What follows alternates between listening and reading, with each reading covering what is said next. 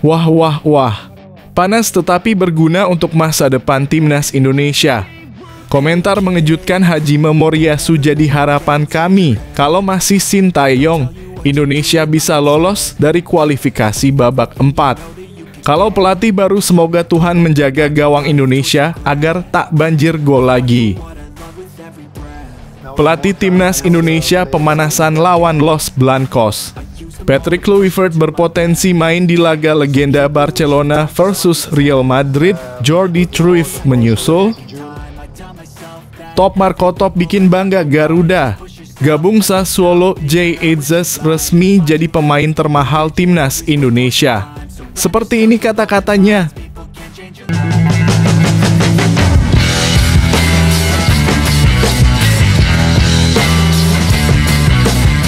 Sebelum kita lanjut ke berita terlengkapnya, alangkah mulianya bagi kalian untuk tekan tombol like, dan yang belum subscribe, tolong subscribe channel ini. Wah, wah, wah. Panas tetapi berguna untuk masa depan timnas Indonesia. Komentar mengejutkan Hajime Moriyasu jadi harapan kami. Kalau masih Sintayong, Indonesia bisa lolos dari kualifikasi babak 4. Kalau pelatih baru, semoga Tuhan menjaga gawang Indonesia agar tak banjir gol lagi. Sebuah pernyataan mengejutkan datang dari pelatih tim nasional Jepang, Hajime Moriyasu, yang secara terbuka memberikan komentar tentang perubahan performa timnas Indonesia usai bergantinya kursi pelatih dari Sintayong ke Patrick Kluivert. Dalam wawancara dengan Harian Olahraga Jepang yang dikutip media lokal, Moriyasu tidak ragu untuk membandingkan dua penampilan timnas Indonesia saat berhadapan dengan Jepang. Ia menyoroti betapa besar perbedaan performa skuad Garuda saat masih di bawah asuhan Sintayong dan kini bersama Patrick Kluivert. Di pertemuan pertama saat Indonesia masih dilatih oleh Sintayong, kami benar-benar dibuat terkejut. Mereka sangat sulit ditembus. Organisasi pertahanan mereka luar biasa rapat dan kami butuh waktu serta tenaga ekstra untuk menciptakan peluang. Itu bukan pertandingan yang mudah bagi kami, ujar Moriyasu. Sebaliknya, Moriyasu menyebut bahwa di pertemuan kedua, timnas Indonesia tampil jauh berbeda. Ia mengatakan bahwa permainan skuad merah putih menjadi lebih terbuka dan mudah dibaca, hingga akhirnya Jepang mampu mendominasi pertandingan secara penuh dan menang telak. Pertandingan kedua terasa sangat berbeda. Mereka bermain terlalu terbuka, mudah ditebak, dan seolah kehilangan arah. Maaf, tapi kami bisa mengalahkan mereka dengan sangat mudah, tegas Moriyasu. Pelatih yang berhasil membawa Jepang lolos ke Piala Dunia 2022 itu bahkan secara belak-belakan menyebut bahwa Indonesia kemungkinan besar bisa lolos ke babak keempat kualifikasi jika Sintayong masih memimpin tim. Ia menaruh hormat tinggi terhadap pelatih asal Korea Selatan tersebut yang dinilai paham betul bagaimana membangun tim yang tangguh di level Asia. Seandainya Sintayong masih memimpin tim, saya yakin mereka bisa menembus ronde keempat. Tapi sekarang dengan gaya permainan seperti ini, semoga Tuhan membantu agar mereka tidak kalah telak lagi, kata Moriyasu dengan nada prihatin. Pernyataan itu sontak memicu reaksi beragam, terutama di media sosial Indonesia. Banyak netizen mengaku rindu dengan masa-masa ketika timnas tampil solid di bawah STY dengan permainan yang penuh determinasi, kompak, dan sulit dikalahkan. Beberapa menyayangkan bahwa transisi ke era Patrick Kluivert belum menunjukkan hasil signifikan, bahkan cenderung dianggap sebagai kemunduran. Di bawah kepemimpinan Sintayong, Indonesia dikenal sebagai tim yang disiplin secara taktik, kokoh di lini belakang, dan berbahaya dalam serangan balik. Walau tidak selalu menang performa, mereka kerap mendapat pujian karena mampu menyulitkan tim-tim besar Asia seperti Jepang, Korea Selatan, hingga Arab Saudi. Namun sejak ditangani oleh Kluivert, permainan Indonesia berubah menjadi lebih terbuka dan menyerang. Meski secara teoritis menarik, pendekatan tersebut justru membuat lini pertahanan Indonesia lebih mudah dieksploitasi lawan. Dalam pertandingan melawan Jepang terakhir, kelemahan ini terlihat sangat jelas. Tak sedikit pengamat sepak bola tanah air yang mulai mempertanyakan arah permainan di bawah pelatih asal Belanda itu. Beberapa menyarankan agar Kluivert segera melakukan evaluasi menyeluruh terhadap taktik dan pendekatannya terhadap tim, mengingat persaingan di kualifikasi semakin ketat dan margin kesalahan kian kecil. Sementara itu, PSSI belum memberikan tanggapan resmi terhadap pernyataan Moriyasu. Namun di kalangan internal kabarnya mulai ada diskusi terkait performa tim nasional yang belakangan ini mengalami grafik menurun sejak pergantian pelatih. Pernyataan dari pelatih Jepang ini bisa dianggap sebagai tamparan sekaligus alarm peringatan bagi sepak bola Indonesia. Hajime Moriyasu bukan hanya lawan yang tangguh di lapangan, tetapi juga sosok yang memahami betul dinamika sepak bola Asia dan kualitas para pelatihnya. Apakah pernyataan ini akan menjadi titik balik bagi timnas Indonesia untuk berbenah? Atau justru menjadi awal dari kritik yang lebih luas terhadap era baru di bawah Kluivert? Yang jelas, sepak bola tidak mengenal belas kasihan. Hanya performa dan hasil yang akan menjadi penentu. Dan jika Indonesia ingin tetap berada di jalur menuju Piala Dunia 2026, maka waktu untuk memperbaiki diri semakin sempit.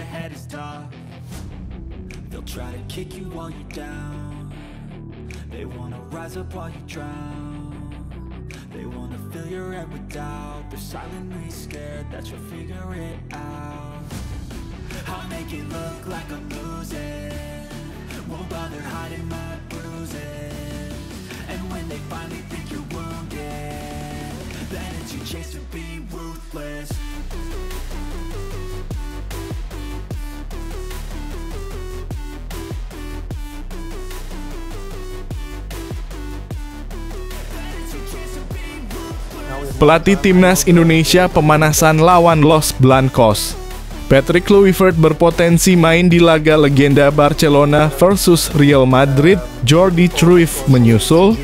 Pelatih tim nasional dalam kurung timnas Indonesia, Patrick Kluivert, hampir dipastikan turun ke lapangan dalam laga bertajuk Clash of Legends yang mempertemukan legenda Barcelona dan Real Madrid.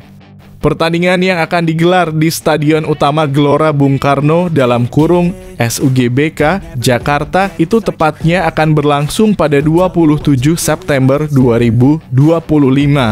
Pertemuan kedua legenda Madrid versus Barcelona itu akan menjadi yang pertama kali diselenggarakan di Asia Tenggara. Menariknya, dalam laga itu pencinta sepak bola tanah air berpotensi menyaksikan dua orang penting di timnas Indonesia ikut bermain, yakni Patrick Kluivert dan Jordi Cruyff. 1. Terkait peluang Kluivert dan Cruyff bermain, CEO senyawa selaku promotor acara Reza Subekti mengungkapkan peluang Kluivert untuk bermain sangat besar. Mengingat Kluivert adalah salah satu legenda Barcelona. Diakui Reza Subekti, nantinya kehadiran Kluivert di lapangan akan menjadi daya tarik tersendiri bagi para penggemar sepak bola di Indonesia. Apalagi jika Cruyff juga ikut terlibat. Ya, selain Kluivert, nama lain yang berkaitan erat dengan sepak bola Indonesia, Jordi Cruyff, juga berpeluang untuk berpartisipasi. Cruyff yang kini menjabat sebagai penasihat teknis timnas Indonesia pernah membela Barcelona. Sangat besar dalam kurung soal potensi Cruyff bermain di laga legenda Barcelona versus Madrid. Jordi Cruyff, saya belum terima permintaan untuk Jordi Cruyff, ungkap Reza Subekti kepada awak media 2. Banyak legenda ikut serta. Beberapa legenda lain yang sudah dikonfirmasi akan tampil antara lain Charles Puyol dan Rivaldo dari Barcelona, serta Clarence Seedorf, Luis Figo, dan Pepe dari Real Madrid. Promotor menyebut bahwa setiap tim akan membawa 18 pemain, sehingga masih ada banyak nama besar lain yang berpotensi bergabung.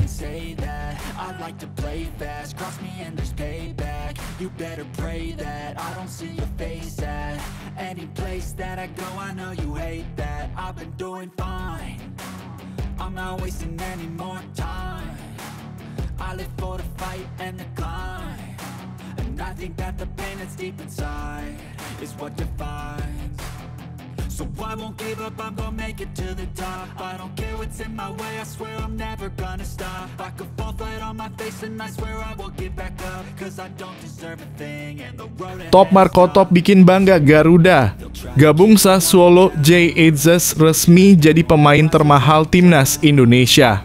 Seperti ini kata-katanya. Torino ditikung. Sassuolo selangkah lagi mengamankan jasa bek timnas Indonesia yang bermain untuk Venezia, Jay Itzes.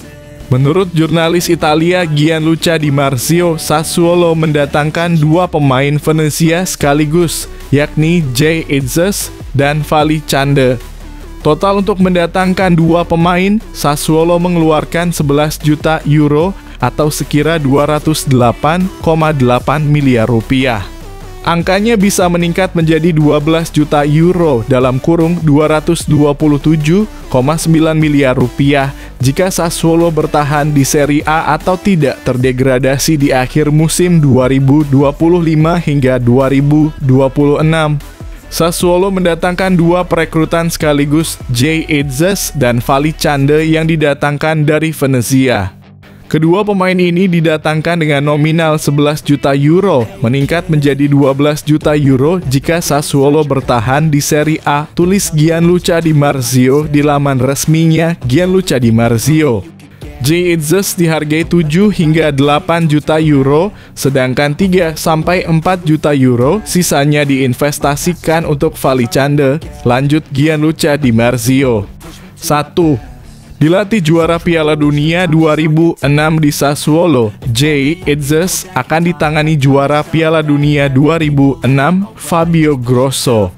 Fabio Grosso merupakan fullback kiri andalan timnas Italia saat memenangkan trofi Piala Dunia 2006. Fabio Grosso merupakan salah satu pelatih muda terbaik yang dimiliki Italia saat ini. Di musim pertama membesut Sassuolo, Fabio Grosso langsung mengantarkan Rover dijulukan Sassuolo promosi ke Serie A. Musim lalu ex-pemain Inter, Milan, dan Juventus ini mengantarkan Sassuolo juara Serie B. Alhasil, Sassuolo berstatus tim promosi di Serie A 2025 hingga 2026. 2. Resmi jadi pemain termahal timnas Indonesia. Melihat pemberitaan dari Gianluca Di Marzio yang jarang meleset, hanya masalah waktu bagi Jay Itzes untuk diresmikan sebagai pemain Sassuolo. Jika ditebus dengan harga 7 atau 8 juta euro, Jay Itzes resmi menjadi pemain termahal timnas Indonesia. Dalam sejarah, belum ada pemain timnas Indonesia yang dibeli dengan harga setinggi itu.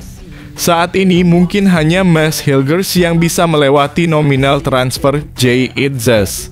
Sekadar diketahui, Mads Hilgers masuk radar sejumlah klub top Eropa.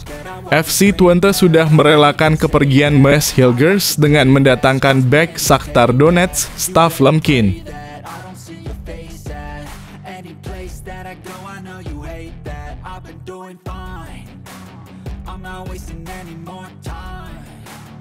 I live for the fight and the climb, and I think that the pain that's deep inside is what defines. So I won't give up, I'm gonna make it to the top. I don't care what's in my way, I swear I'm never gonna stop. I could fall flat on my face and I swear I will get back up. Cause I don't deserve a thing and the road ahead is tough. They'll try to kick you while you're down, they wanna rise up while you drown. They wanna fill your head with doubt. They're silently scared that you'll figure it out. Gila benar. Fans Manchester United lakukan aksi nekat patungan 2,6 triliun bantu pembelian pemain. Kecintaan pada sebuah klub bisa membuat seseorang melakukan langkah berani. Mereka siap patungan dana untuk membantu setan merah merekrut pemain yang sangat dibutuhkan tim di bursa transfer musim panas 2025 ini. MU sudah menghabiskan lebih dari 120 juta pound sterling di bursa transfer musim panas 2025 ini. The Red Devils mendatangkan Matheus Cunha dari Wolverhampton Wanderers dan pemain depan Brentford Bryan Mbeumo. Namun dua pemain saja belum cukup untuk manajer Ruben Amorim. MU sedang mengejar penyerang tengah Benjamin Sesko asal RB Leipzig. Pemain Slovenia itu membutuhkan dana besar untuk bisa dibawa ke Old Trafford. MU harus saing sikut dengan Newcastle United sehingga mahar transfer Sesko diperkirakan bisa menembus 75 juta pound sterling. Setan Merah memang masih sanggup merekrut satu pemain bintang lagi meski ada ancaman PSR Premier League. Bila Sesko jadi dibeli maka MU bakalan sulit merekrut pemain mahal lainnya. Padahal Amorim masih menginginkan gelandang Brighton and Hove Albion Charles Baleba. Melihat situasi sulit ini, ada penggemar MU yang melakukan aksi gila. Seorang fan kedapatan membuka penggalangan dana di GoFundMe dengan harapan bisa mengumpulkan 120 juta pound sterling atau sekitar 2,6 triliun rupiah untuk membantu MU merekrut pemain asal Kamerun tersebut. Akan tetapi keinginan mengumpulkan 120 juta pounds akan sulit terwujud. Penggalangan dana tersukses di GoFundMe sejauh ini hanya mentok sampai 34 juta pounds. Meski MU merupakan klub terpopuler di dunia akan berat mencapai target 120 juta pound. Hingga berita ini diturunkan baru ada satu donatur yang mau mengucurkan dananya untuk membantu MU membeli Baleba. Itu pun sebesar 5 pound saja.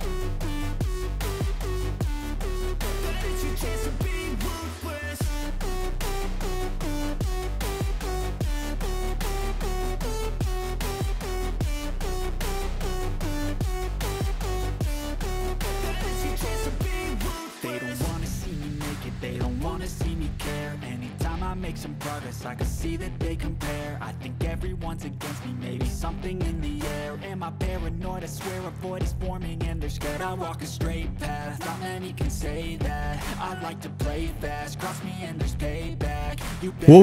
Real Madrid mau kasih Rodrigo ke Arsenal, ditukar William Saliba saga transfer atau saga barter. Rumor panas menghiasi bursa transfer. Real Madrid dikabarkan siap menawarkan Rodrigo ke Arsenal demi mendapatkan William Saliba. Menurut laporan Defensa Central, Los Blancos mempertimbangkan skema tukar pemain langsung untuk memperkuat lini belakang mereka. Rodrigo, yang kini berusia 24 tahun, mulai dianggap surplus di skuad Madrid.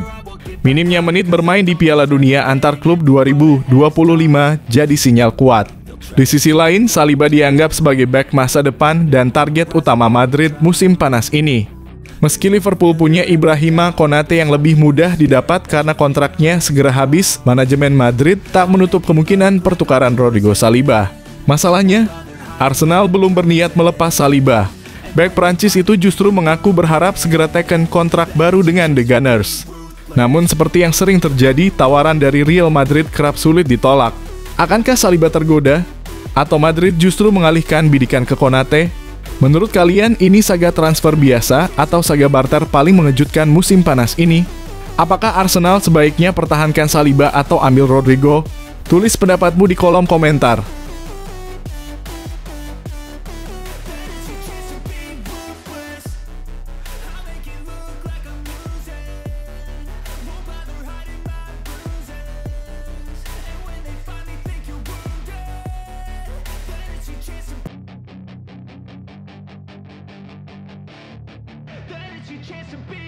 Hey kid, don't ever let them get inside your head. They'll tell you what to do in life instead of everything you know that you get. Real Madrid mau kasih Rodrigo ke Arsenal, ditukar William Saliba saga transfer atau saga barter.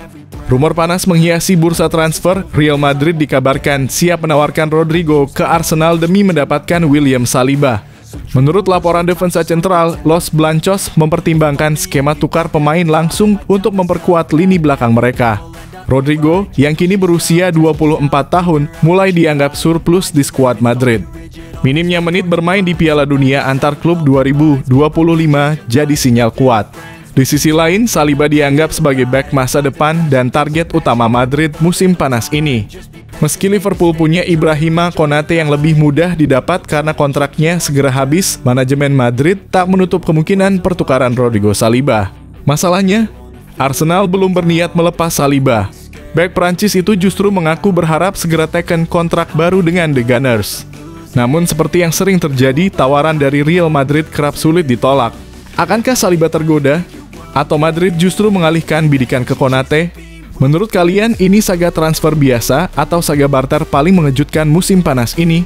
Apakah Arsenal sebaiknya pertahankan Saliba atau ambil Rodrigo? Tulis pendapatmu di kolom komentar.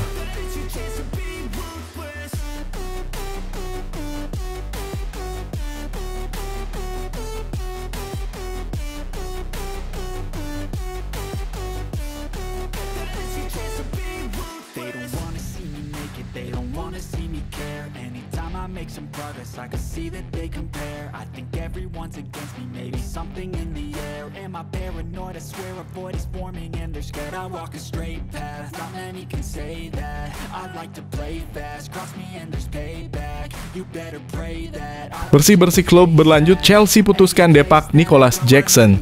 Chelsea kembali melanjutkan agenda bersih-bersih skuad. Kali ini, giliran Nicolas Jackson yang dipastikan bakal angkat kaki dari Stamford Bridge pada bursa transfer musim panas ini. Jackson yang direkrut dari Villarreal pada 2023 sebenarnya tampil cukup produktif dalam 2 musim terakhir. Namun, keputusan besar harus diambil.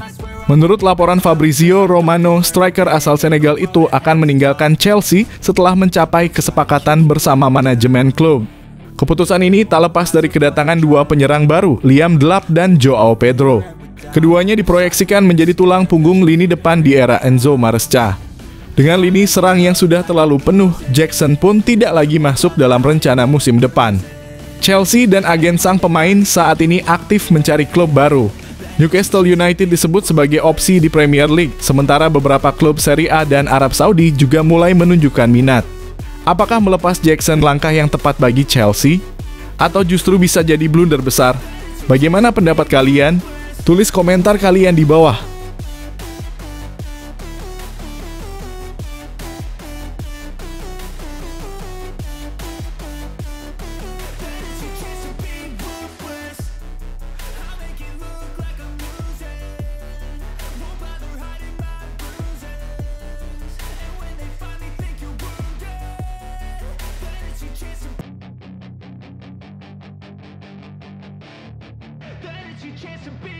Hey kid, don't ever let them get inside your head.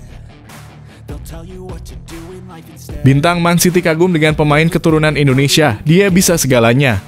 Bintang Manchester City, Phil Foden dibuat kagum dengan kualitas yang dimiliki pemain keturunan Indonesia, Tijani Reijnders.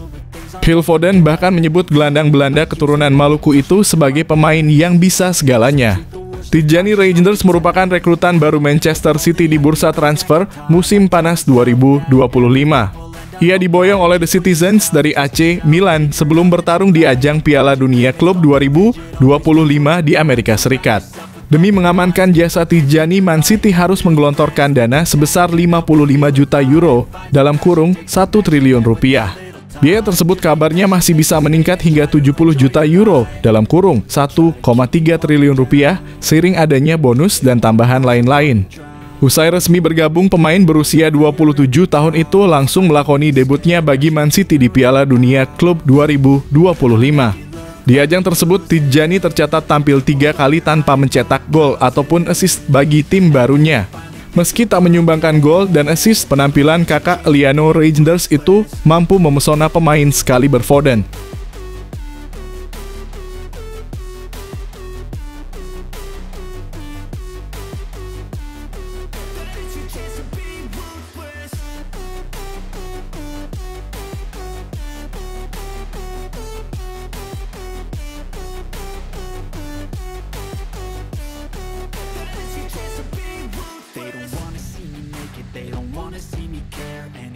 Make some progress, I can see that they compare. I think everyone's against me, maybe something in the air. Am I paranoid? I swear a void is forming and they're scared. I walk. Florian Wirtz ungkap satu pemain yang bikin kaget saat datang ke Liverpool. Dia luar biasa. Florian Wirtz langsung mencuri perhatian dalam debutnya bersama Liverpool di laga pramusim di Jepang. Gelandang 22 tahun ini mencetak gol dan dinobatkan sebagai pemain terbaik pertandingan, lengkap dengan hadiah 1 juta dalam kurung sekitar 118 juta rupiah. Dalam wawancara bersama The Times, Wirtz mengaku nyaman sejak pertama bergabung dengan The Reds. Saya merasa cocok dengan tim ini sejak awal. Adaptasi berjalan baik dan saya sangat menikmati beberapa minggu pertama di sini, ujarnya. Didatangkan dengan banderol 100 juta dalam kurung 84,5 juta, Wirtz sadar tantangan sesungguhnya akan datang saat musim resmi dimulai. Namun satu hal yang membuatnya terkesan adalah performa striker baru Liverpool, Hugo Ekitike. Ekitike luar biasa. Saya sudah kagum sejak dia di Frankfurt. Sekarang kami bermain bersama dan kombinasi kami cukup menjanjikan, ungkap Wirtz. Ekitike yang direkrut seharga 90 juta dalam kurung 76 juta bahkan mencatat assist dalam laga 3 hingga 1 kontra Yokohama gol perdana Wirtz. Wirtz menutup datang bersama pemain baru lain membuat adaptasi jadi lebih mudah. Bagaimana menurut kalian, apakah duet Wirtz Ekitike bisa jadi senjata rahasia Liverpool musim ini? Tulis pendapatmu di kolom komentar.